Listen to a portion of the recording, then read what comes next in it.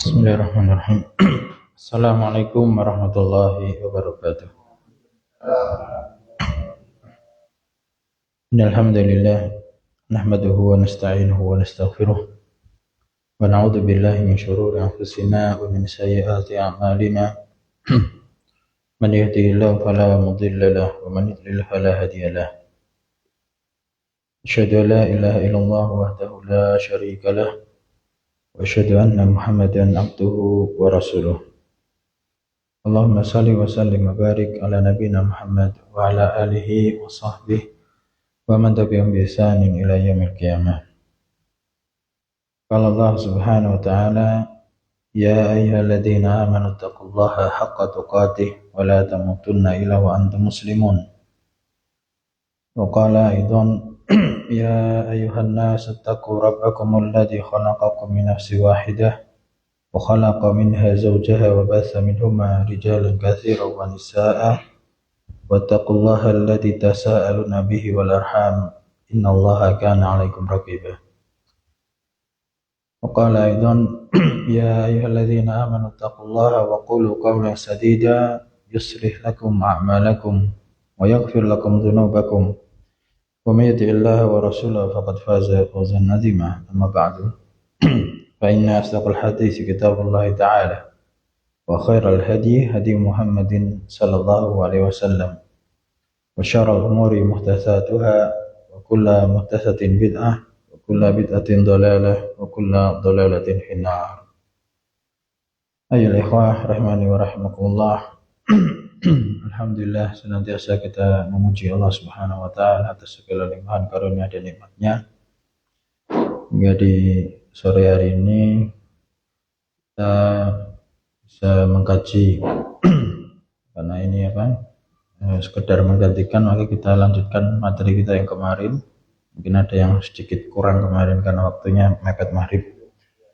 Kita baca lagi masih tafsir dari surah Al-Fatihah yang terakhir dari karya oleh Al-Imam Abdurrahman bin Nasir As-Sa'di rahimahullah ta'ala. Surah Al-Fatihah itu terdiri dari 7 ayat. Ya, meskipun diperselisihkan 7 itu dimulai ayat yang pertama Bismillahirrahmanirrahim atau ayat yang pertama Alhamdulillahirabbil alamin. Yang penting jumlahnya 7 itu disepakati. Namun nanti yang kita baca menurut penjelasan Syekh Abdurrahman bin Nasir As-Sa'di dan juga murid beliau itu Syekh Utsaimin, mana kita bawakan itu Al-Fatihah itu dimulai dari ayat yang pertama adalah Alhamdulillahirabbil alamin. Itu pertama. Kemudian kedua Ar-Rahmanir-Rahim, 3 Maliki Yaumiddin, 4 Iyyaka na'budu wa iyyaka nasta'in. Nah, itulah tengah-tengah. Setengah bagian untuk Allah dan setengah bagian untuk hambanya. Kemudian yang kelima ihdinas siratal mustaqim, yang keenam siratal ladzina an'amta 'alaihim. Nah, itu berarti di situ 6. Kemudian yang ketujuh ghairil maghdubi 'alaihim waladdallin. Adapun yang di mushaf yang beredar penulisan ayatnya itu Bismillahirrahmanirrahim ayat yang pertama, kemudian ayat yang ketujuhnya itu yang panjang siratal ladzina an'amta 'alaihim ghairil maghdubi 'alaihim waladdallin. Terjemahannya sudah ya. Kemarin kita sedikit terakhir itu tentang beberapa faedah dari surah Al-Fatihah ini. Kita ulangi dari kalimat kata Syekh, fa hadhihi as-suratu ala ijaziha. Nah, dari situ aja.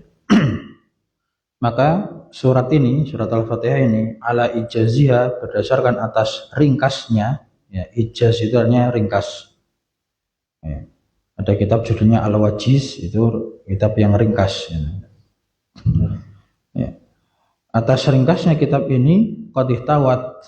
Nah, maka sungguh surat ini mencakup alama lam tahtawi alai suratun min suwaril Quran. Mencakup atas apa saja yang surat-surat yang lain dari Al-Quran itu tidak mencakupnya. Ya, karena surah Al-Fatihah itu juga memiliki nama apa? Ummul Kitab, ya, Ummul Quran. Maka itu induknya Al-Quran. Segala macam isi daripada Al-Quran itu masuk ke dalam surah Al-Fatihah, yang tidak ya, ada surat-surat yang lainnya seperti itu.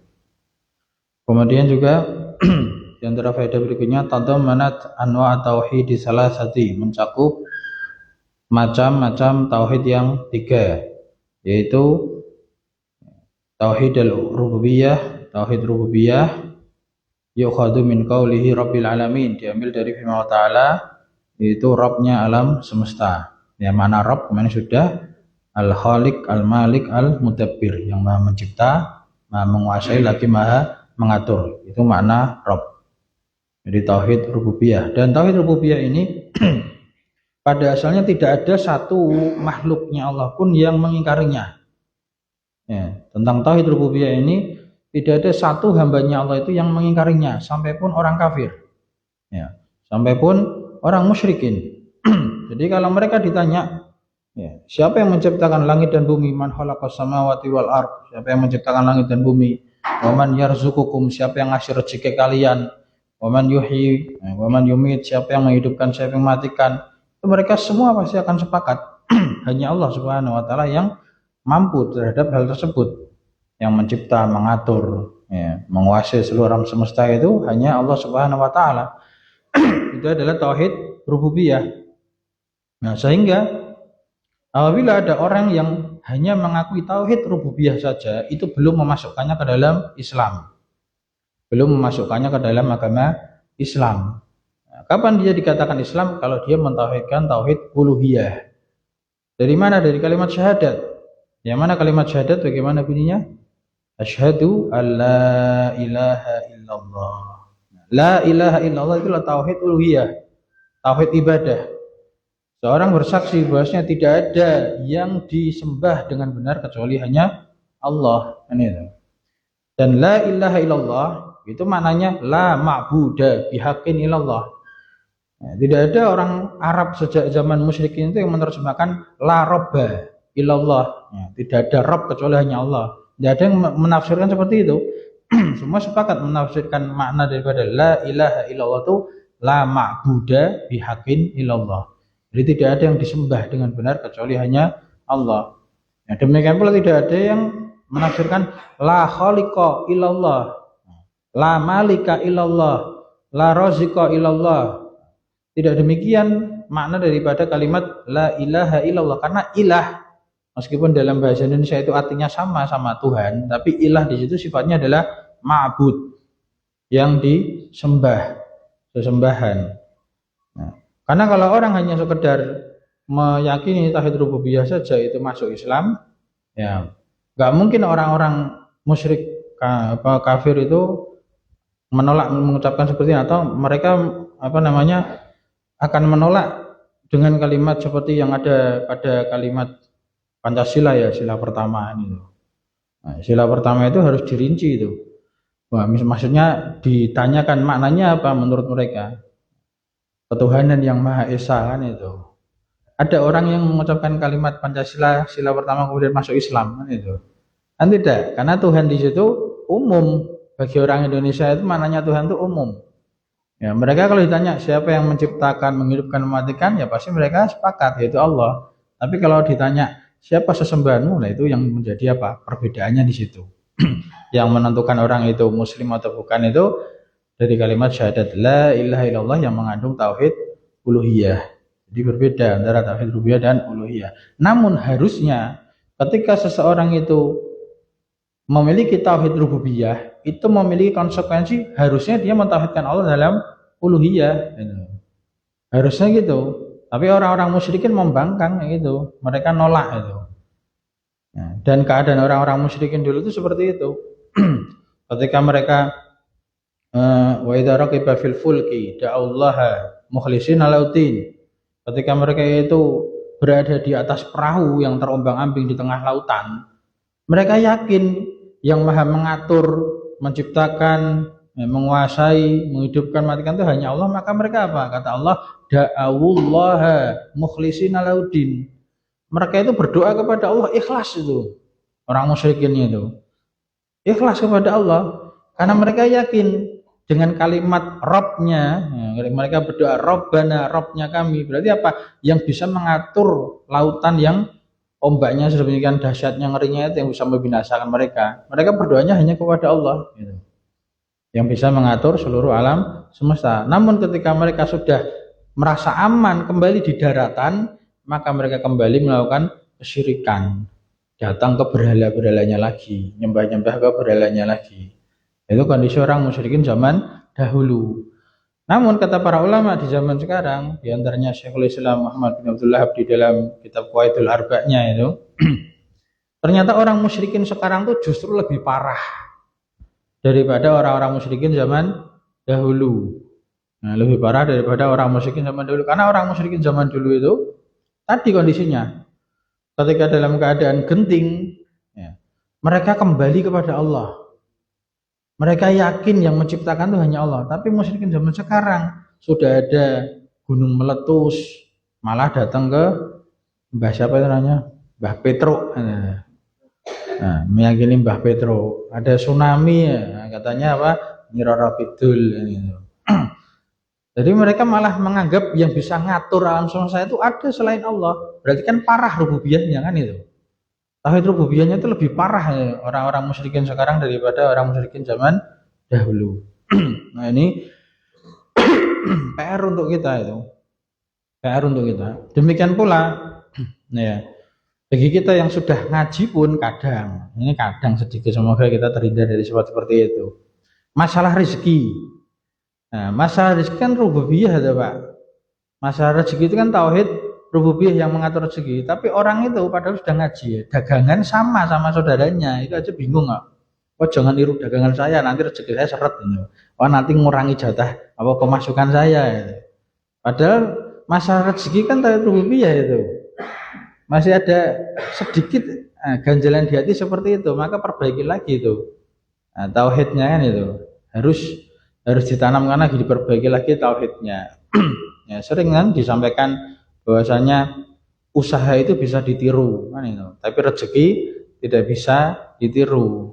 Kalau usahanya sama tapi rezekinya tetap berbeda, karena rezeki itu tidak akan salah alamat, karena Allah Subhanahu Wa Taala yang mengaturnya. Ya, kita aja yang tidak mau diatur kan gitu istilahnya, kita yang susah diatur. Itu masalah tauhid rububiyah, kemudian tauhid uluhiyah. Nah tauhid uluhiyah ini dia adalah ifradullah bil ibadah, mengesahkan Allah dalam peribadahan. Jadi ibadahnya murni hanya kepada Allah, dan macam-macam bentuk ibadah itu sangat banyak.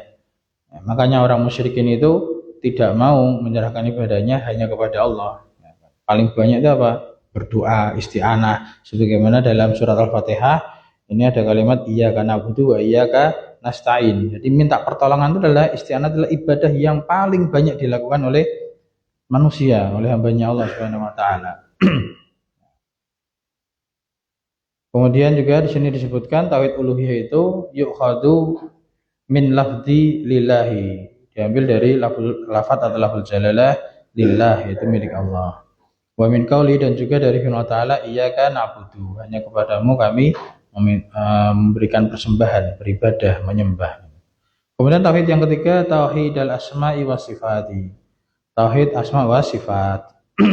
Wa huwa tauhid asma wa sifat ini adalah isbatu sifatil kamali lillahi ta'ala, menetapkan sifat-sifat kesempurnaan untuk Allah Subhanahu wa Ta'ala.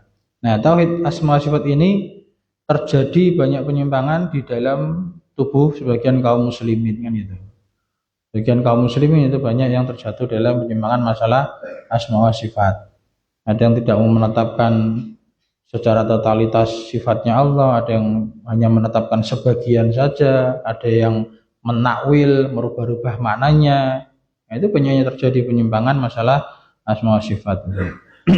Nah, sedangkan kaidahnya bagi kita Ahlussunnah wal Jamaah itu adalah isbatu sifatil kamalillahi ta'ala, menetapkan sifat-sifat kesempurnaan bagi Allah Subhanahu wa Ta'ala. Bagaimana caranya? Allati asbataha li nafsihi, yang Allah telah menetapkannya untuk dirinya sendiri. Jadi Allah yang menetapkan.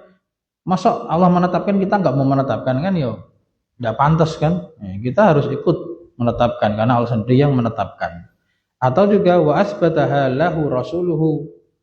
Ya. Menetapkan juga apa yang Rasulullah SAW itu telah menetapkannya. Ya, karena Rasulullah kan utusannya Allah. Tidak mungkin Rasulullah itu menetapkan dengan hawa nafsunya, tapi Rasulullah itu menetapkan dengan wahyu dari Allah Subhanahu wa taala. Nah, menetapkannya itu ada kaidahnya juga min ghairi ta'tilin, dengan tanpa penolakan. Ya, namanya menetapkan berarti nggak boleh nolak, harus nerima. Wala tamsil, dan tidak boleh memisalkan.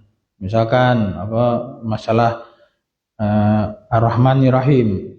Ya Allah yang Maha Pengasih lagi Maha Penyayang. Nama itu sifatnya rahmah, kasih sayang.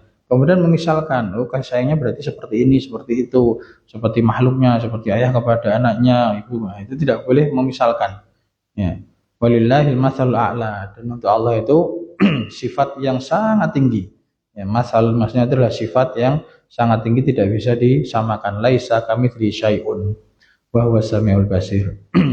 Wala tasbih, dan juga tidak boleh diserupakan, tidak boleh ditasbih, tidak boleh membayangkan. Oh bayangannya misalkan Allah Maha mendengar, Allah Maha melihat, pendengarannya seperti ini, seperti itu, tidak boleh kita membagaimanakan dengan mentasbihnya. Wa qad dalla ala dzalika, dan telah menunjukkan atas hal itu adalah lafaz alhamdu.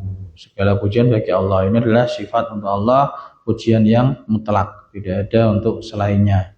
Yang artinya pujian. Adapun pujian yang untuk selain Allah itu hurufnya digeser menjadi apa? Al-madhu. Al-madhu mirip kan alhamdu sama al-madhu, itu artinya sama-sama pujian. Tapi kalau alhamdu itu hanya untuk Allah Subhanahu wa taala. Karena pujiannya diiringi dengan rasa cinta dan pengagungan. Nah, ini kama taqaddama sebenarnya telah berlalu. Kemudian di antara faedah dari surah Al-Fatihah ini, wa tadammanat isbatan nubuwati, mengandung penetapan kenabian. Ya, kenabian Nabi kita Muhammad sallallahu alaihi wasallam.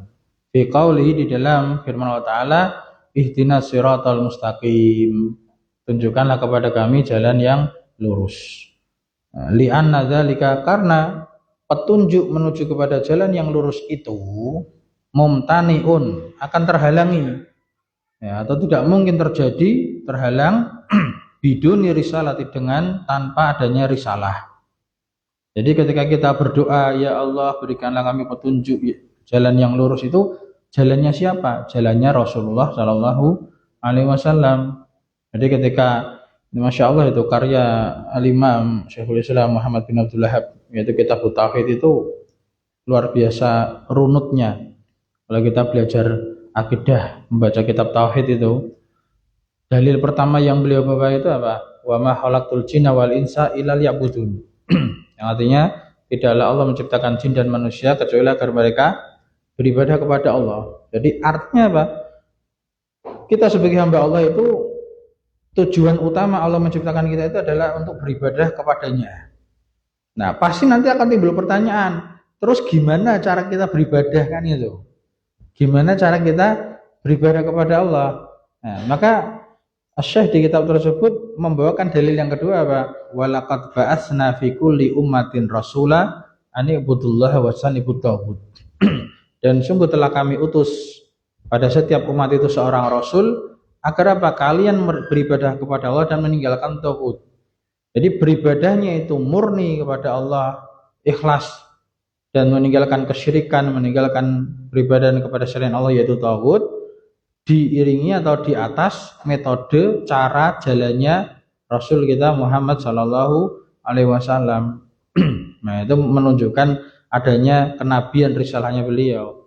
Demikian pula kita sebagai seorang muslim harus benar-benar memahami makna kalimat syahadatain, dua kalimat syahadat yang setiap hari kita baca.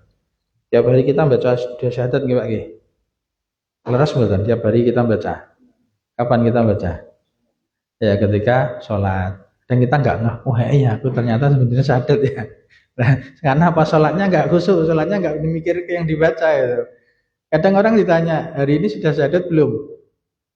Belum, padahal sudah. Yaitu waktu sholat. Kenapa sholatnya enggak khusyuk? Salatnya nggak dipikir, yang dibaca dalam salat itu apa. Kan dalam tasyahud ya kita bersaksi, asyhadu an la ilaha illallah wa asyhadu anna muhammadar rasulullah atau wa asyhadu anna muhammadan abduhu wa rasuluh. Nah, ketika kita sudah bersaksi tidak ada sembahan yang benar kecuali hanya Allah, persaksian berikutnya apa? Dan bahwa Nabi Muhammad adalah hamba Allah dan utusannya. Sehingga sebagaimana kata Syekh kemarin, ibadah itu tidak disebut ibadah melainkan kalau apa? Kalau yang pertama ikhlas sesuai dengan syahadat la ilaha illallah. Yang kedua apa? Mutabaah sesuai dengan sunnah Rasulullah Shallallahu Alaihi Wasallam. Jadi ketika kita berdoa, ihdinas siratal mustaqim, tunjukkan kami jalan yang lurus, itu jalan menuju Allah, jalannya di atas tuntunannya Rasulullah Shallallahu Alaihi Wasallam. Nah, itu ada penetapan kenabian Nabi kita Muhammad Shallallahu Alaihi Wasallam. Kemudian yang berikutnya ada isbatul jazai alal a'mal. Dalam surat Al-Fatihah itu mengandung penetapan adanya pembalasan atas amalan-amalan. Fi qouli ta'ala, dalam firman ta'ala, yaitu pada ayat Maliki Yaumiddin yang menguasai hari pembalasan. Ad-din di situ adalah artinya pembalasan. Wa anal jazaa yakunu bil adli. Dan sesungguhnya yang namanya pembalasan itu keberadaannya adalah bil adli, dengan keadilan. Jadi kita harus yakin sebagai seorang muslim mukmin beriman kepada Allah, Allah itu maha adil. Dan balasan yang Allah berikan kepada hamba-hambanya itu pasti di atas keadilan, dengan keadilan. Ya. Kemudian kata beliau li'anna dina ma'nahul jaza bil adli, karena kata adin dalam ayat ini maknanya adalah pembalasan dengan keadilan. Nah, di ayat ini juga yang sering kita ingatkan ya, ketika banyak orang yang sampai ada istilah STMJ, ya, sholat terus maksiat jalan. Ya, kenapa? Karena mereka nggak paham, ya, karena mereka mungkin lalai, tidak benar-benar merenungi makna kalimat atau ayat Malik Yaumiddin. Sholatnya itu tidak sebagaimana firman Ta'ala, inna sholata tanha anil fahsyai wal munkar. Sungguhnya sholat itu bisa melarang, mencegah, menghalangi dari perbuatan keji dan mungkar. Nah, gimana caranya? Dari firman Ta'ala ini, ketika seorang itu meyakini Malik Yaumiddin, Allah adalah zat yang menguasai hari pembalasan, pasti dia akan takut ketika mau berbuat maksiat. Dia akan takut akan berbuat maksiat, karena setiap perbuatannya itu akan dibalas oleh Allah Subhanahu wa Ta'ala. Kemudian berikutnya tadammanat isbat al-qadari. Ini qadar, bacanya qadar, yang artinya takdir. Ya. Kalau qadr itu artinya kadar. Kadar timbangan, perkiraan. Kalau qadar itu takdir. Jadi dalam surat ini juga mengandung penetapan takdir. Wa annal abda fa'ilun haqiqatan. Nah, ini juga termasuk akidah Ahlussunnah ya, tentang masalah takdir itu diantara dua kelompok menyimpang. Ya, berikutnya ini khilafan lil qadariyah wal jabariyah. Jadi akidah Ahlussunnah dalam masalah takdir itu menyelisihi kelompok yang namanya qadariyah dan kelompok yang namanya jabariyah. Nah, di dalam Ahlussunnah wal Jamaah kata beliau di sini wa annal abda fa'ilun haqiqatan. Seorang hamba itu adalah yang melakukan perbuatan sendiri secara hakikat. Dia sendiri yang melakukan. Tapi itu semua adalah di bawah kehendaknya masing-masing hamba. Tapi secara umum totalitas semua itu di bawah penciptaan Allah Subhanahu wa Ta'ala. Tapi manusia itu punya pilihan. Allah kasih pilihan. Faman syaa'a falyu'min wa man syaa'a falyakfur. Kan itu. Barang siapa yang mau beriman silakan beriman. Barang siapa yang kufur silakan kufur. Tapi Allah peringatkan itu, sesungguhnya adabnya Allah itu sangat pedih. Ya. Sesungguhnya adab Allah sangatlah pedih. Juga Allah juga telah berfirman, la ikraha fiddin.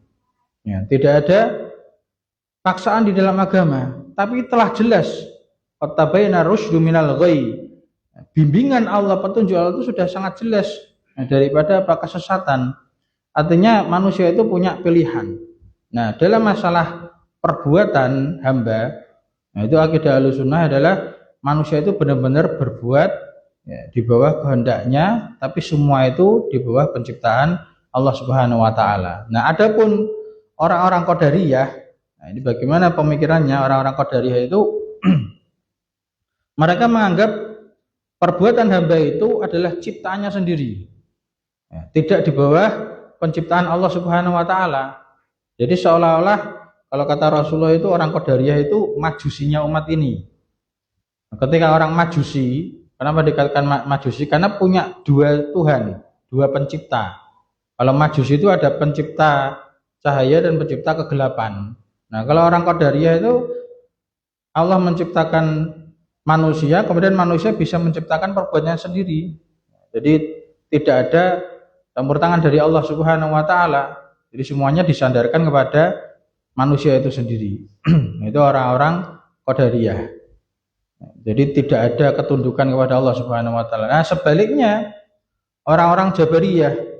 Kalau orang-orang Jabariyah itu dari kata jabr itu artinya majbur, terpaksa. Jadi seolah-olah apa yang dilakukan itu ya sudah itu kehendak Allah Subhanahu wa taala. Nah, jadi seolah-olah manusia nggak punya apa, nggak punya pilihan.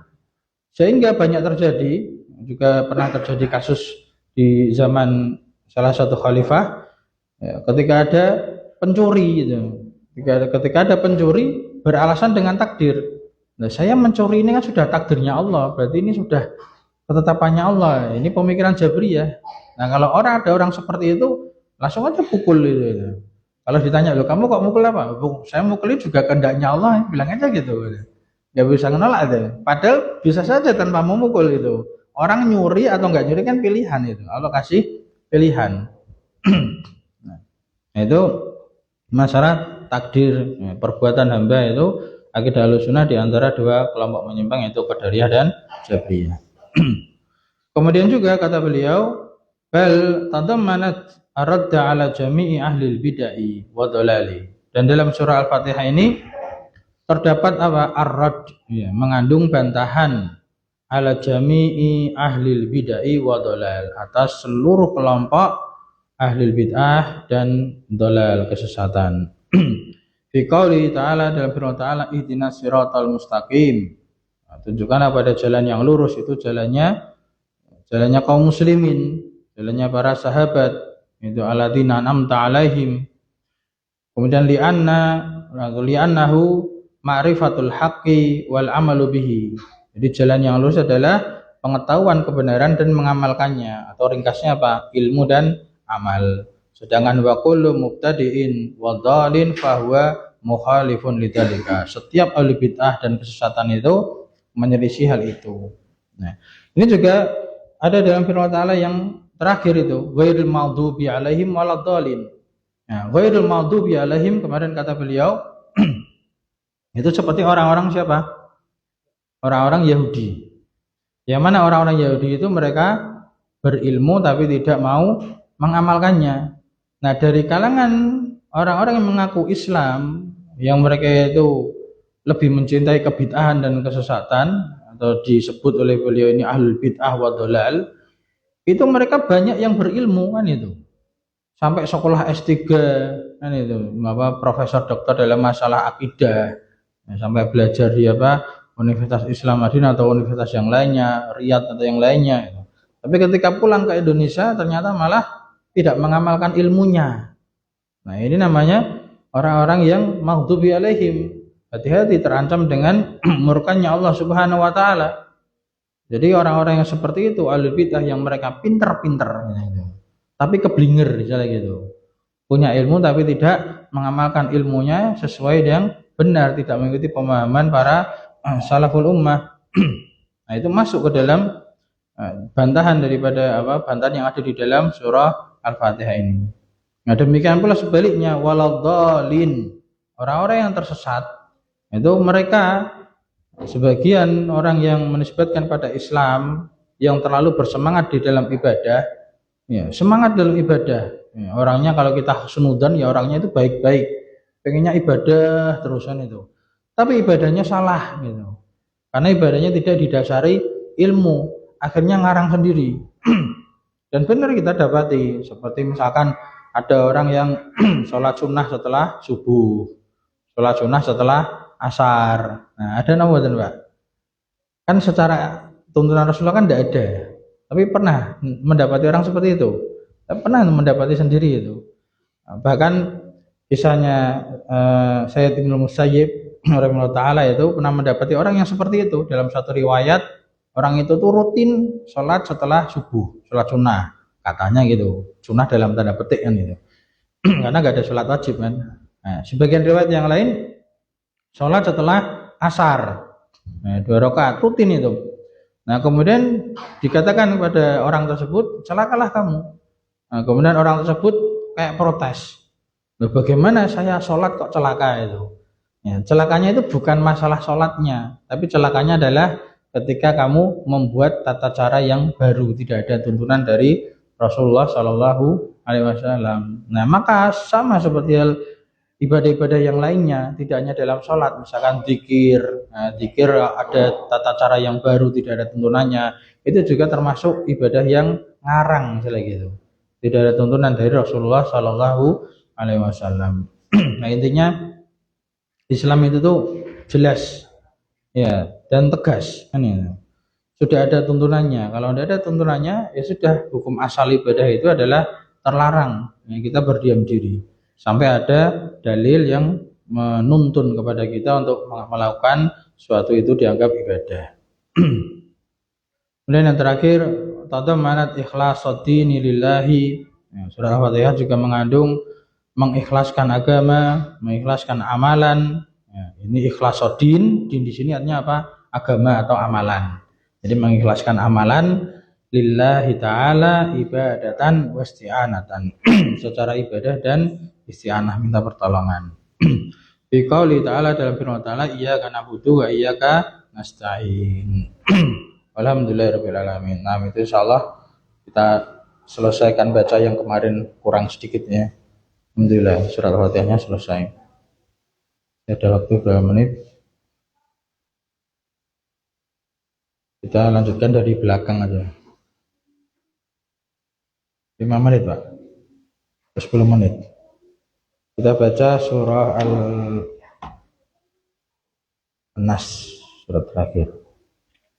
Nah, ya kita ringkas saja, nah, biar ada tambahan materi. Berikutnya dari belakang yaitu tafsiru suratin Nas, tafsir dari surah An-Nas. Kata Syekh Abdurrahman bin Nasir As-Sa'di rahimahullah taala, surah An-Nas ini adalah wahiyah madaniyatun. Madaniyah. Namun ini juga diperselisihkan karena surah An-Nas itu sebagian riwayat yang menjelaskan tentang asbabun nuzulnya itu berbarengan dengan surah Al-Falaq. Jadi surat Al-Falaq dan surah An-Nas itu dalam tafsir Ibnu Katsir itu ada asbabun nuzulnya, itu beriringan, yaitu ketika Rasulullah SAW terkena sihir, terkena sihir dari orang Yahudi. Kemudian diturunkan 2 surat ini yang jumlahnya itu berapa ayat? Surah An-Nas berapa? 6, surah Al-Falaq 5. 5 tambah 6 11. Nah, itu buhulnya, santetnya istilah gitu. Kalau bahasa kita, santetnya orang Yahudi pada Rasulullah itu ada 11 ikatan. Ya, ada 11 ikatan. Nah, setiap satu ayat selesai dibaca, satu ikatan terlepaskan. Sampai lengkap 11 ayat selesai, maka Rasulullah SAW itu sembuh dari sihirnya orang Yahudi tersebut. Nah, apa bedanya surah Madaniyah dan Makkiyah? Kalau Makkiyah itu diturunkan sebelum hijrahnya Rasulullah SAW dari kota Makkah ke Madinah. Jadi bukan berarti Makkiyah berarti turunnya di Makkah, tidak mesti. Jadi kadang ada turun di kota lain, kan kota banyak, ada kota Makkah, ada kota Taif, kota yang lainnya. Tidak mesti di Makkah, tapi maksud daripada surah Makkiyah itu diturunkan sebelum hijrah dari Makkah ke Madinah. Adapun surah Madaniyah itu diturunkan setelah hijrahnya Rasulullah dari Makkah ke Madinah. Ya meskipun tidak mesti turunnya di Madinah. Kadang ada yang turun di Mekah juga ketika Rasulullah sedang kembali ke Mekah. Kemudian kita baca A'udzubillahi minasyaitonirrajim. Bismillahirrahmanirrahim. Qul a'udzu birabbin nas. Yang artinya Qul, katakanlah. Karena ini firman Allah Subhanahu wa taala kepada rasulnya. Kan Al-Qur'an kan wahyu dari Allah kepada rasulnya, maka setiap ada kalimat qul, katakanlah, ini fi'il amr, itu Allah memerintahkan siapa? Memerintahkan Nabi kita Muhammad sallallahu alaihi wasallam. Nah, ketika Allah memerintahkan kepada nabinya, Nabi kita Muhammad, maka kita sebagai umatnya juga kena hukumnya gitu. Jadi kita juga kena hukumnya. Jadi kita juga diperintahkan untuk mengucapkannya, membacanya. Ya, jadi katakanlah wahai Muhammad, a'udzu birabbin nas. Aku berlindung kepada Rabbnya manusia. Nah, ini berlindung dengan rububiyah. Berlindung dengan rububiyahnya Allah Subhanahu wa taala. Kemudian yang berikutnya malikin nas. Ya, yang merajai manusia. Ya, ini mimnya pendek, beda dengan pada Al-Fatihah.